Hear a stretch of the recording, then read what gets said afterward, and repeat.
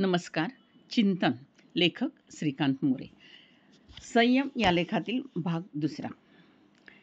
चिंतन हे थोडक्यात मनाचे शरीराशी अद्वैत पावलेले असते. चिंतनातून आपले आयुष्य पुढे चाललेले असते. मानवाला ही देणगी आईपासून प्राप्त होते. अभिमन्यूला जसे चक्रव्यूहाचे भेद करण्याचे समजले, तसेच व्यक्ती स्त्री असो किंवा पुरुष, आईच्या पोटात अंकुर तयार होतात चिंतनाचे बीज वाढत असते. आई धीर गंभीर बाळाच्या विचारात 9 महिने काढते. ती जसा विचार करते त्यात बाळाचे शारीरिक, मानसिक, सांस्कृतिक, भौतिक, आध्यात्मिक, नैतिक, वर्तमान, भूत, भविष्य यांचे सारे पैलू घडून जातात. चिंतन जसे आईच्या उदरातून पुढे बाळ जन्मानंतर आई हीच त्याची शाळा, महाविद्यालय, विश्वविद्यालय, गुरु म्हणून वाढत जाते. चिंतनाला म्हणूनच आई विश्वाचा पाया आहे. अंतर्मन आणि बाह्यरूप या दोन्हीतून प्राप्त होतो. आणि खरंच अंतर्मनातून प्राप्त झालेले चिंतन पुढे बाळाचा माणूस घडताना बाळाला चिंतनशील माणूस घडवतो. अशा रीतीने चिंतनशील बाळ हे निर्णयक्षम बाळ झालेले असते. म्हणून चिंतन हे अत्यंत प्रभावी निर्णय क्षमतेचे साधन आहे. चिंतनातून वेग, निर्णय क्षमता, दिशा, इष्टभाव सारेच प्राप्त होतात. चिंतनाबद्दल सारे आक्षेप हे चिंतनशीलता गमावून बसलेल्या व्यक्तींकडून होतात. चिंतनशीलता जेथे असते तिथे निर्णय क्षमता असते. हा निर्णय दया, क्षमा, प्रेम, माणुसकी या मूल्यांवर आधारित असते. जसं ज्ञानदेव माऊली चिंतनातून ज्ञानेश्वरी प्रारंभ करतात, तसेच जगात विश्वात चिंतनातून सारे भव्य दिव्य सारे धर्म पंथ निर्माण झालेले आहेत. चिंतन ही भावभावनांची साखळी असते. चिंतन यश देते. चिंतन गर्व नाहीसा करते. चिंतन स्थिर स्वभाव देते. चिंता यांचे महत्त्व मनाची चंचलता जाऊन एकात्मता येते. तेव्हाच कळते चांगले विचार, आचार, बुद्धीला चालना, स्थायी भाव यांची साखळी मानवी जीवनात चिंतनानेच येते. चांगल्या व्यक्तिमत्वाची सर्व लक्षणं, गुणधर्म ही ज्या व्यक्तीला चिंतनाची जोड आहे तेथेच एकवटलेली दिसतात. कारण चिंतन जेथे जेथे सत्य बोलण्याचे धाडस, चिंतन जेथे जेथे अन्यायाला न भिडण्याचे धाडस, चिंतनात दडले आहे जगण्याचे तंत्र, यशस्वी माणसाचे यश. चिंतन म्हणूनच चांगल्या गुणांची खाण म्हटले तर वावगे वाटू नये. चिंतन भौतिक, आध्यात्मिक, सांस्कृतिक क्षेत्राचे माणसाच्या उन्नतीचे साधन आहे.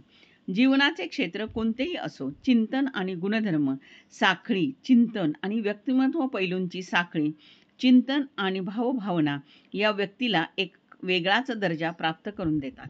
चिंतनाची वैशिष्ट्ये खरोखरच मानवी जीवनाची नैतिक अधिष्ठानं आहेत.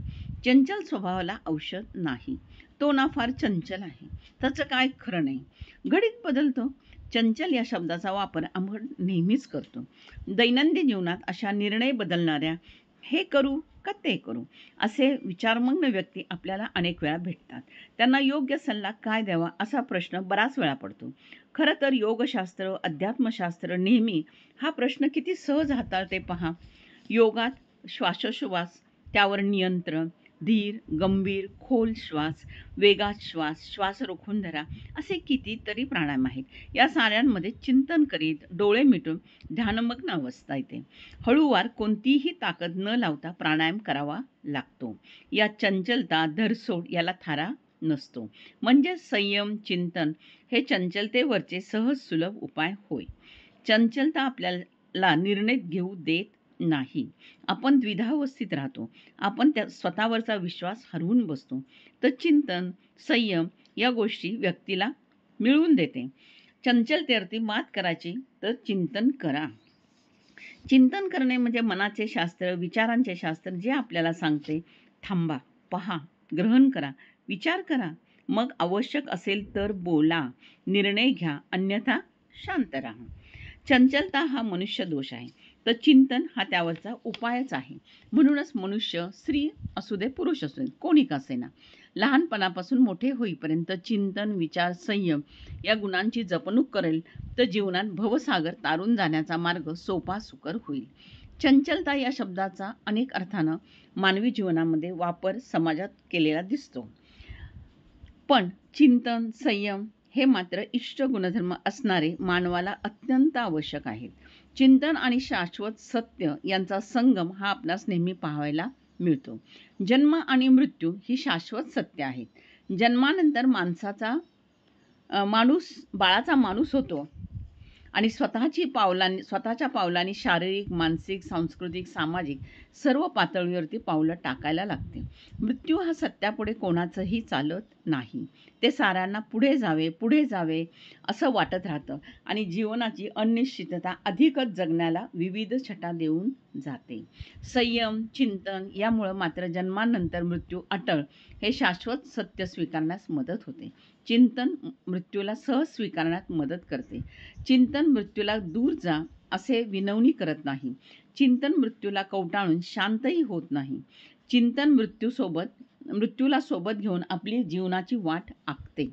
पुढं काय, भविष्यात काय, भूतकाळात काय झाले, वर्तमान काळात काय चालू आहे, काय करायचं, क्षणाक्षणाचे लहान लहान छोटे छोटे सेकंदाचे गणित चिंतन मांडते. चिंतनाने माणसाला अनिश्चितता कशी दूर करावी हे शिकवते. संकट, काम, भक्ती, निष्ठा या साऱ्या संकल्पना चिंतन स्पष्ट करते. चिंतनातून जीवनातील सारी सत्य उलगडतात. कुलपाच्या चाव्या सापडल्या की जीवनातील अनेक संकल्पनांचे अर्थ आपणास सहज सापडतात. चिंतन थोडक्यात आपल्या जीवनातील भवसागरातील भवरे, खाचखळगे कसे पार करावेत हे शिकून जाते. चिंतनातून जन्म मृत्यूच्या मार्गाचे आकलन होत राहते. जन्म मृत्यूच्या मार्गाचे आकलन, या मार्गाची लांबी, रुंदी, या मार्गाची सखोल माहिती चिंतन मानवी जीवनाला प्रदान करते आणि म्हणूनच चिंतनातून ज्ञान प्राप्त होते असे म्हटले तर वावगे ठरू नये. आपला परिवार, मनोरमा परिवार.